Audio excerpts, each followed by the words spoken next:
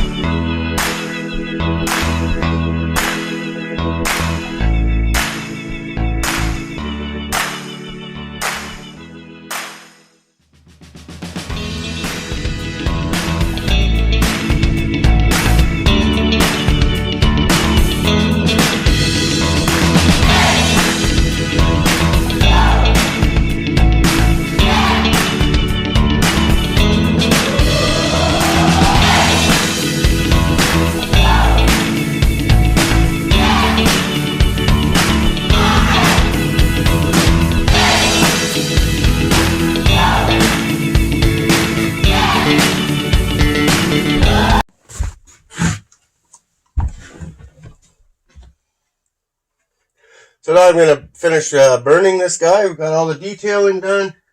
So we're going to burn them up. And then I do that to get rid of the little fuzzies. See the little fuzzy stuff? That burns that off. And then I can hit it with my flat sander and then it gets nice and smooth.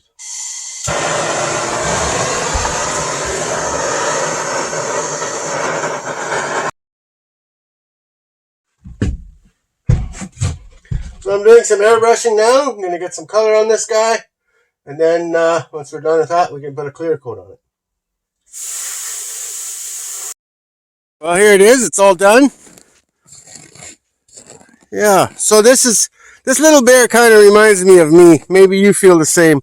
You're just hanging on for dear life in this world that we have right now, and that you have the weight of the world on your shoulders, that you're holding everything up right now. And then this big thing happens, this financial thing, this family thing, this devastating, stressful thing that you have to deal with together with hanging on for dear life and the weight of the world on your shoulders. It seems like a very hopeless situation, but it isn't hopeless. I have my hope in the Lord, and that's where I place my hope, and it just seems like there's hope after that. Where do you place your hope? Well, thanks for looking, and God bless.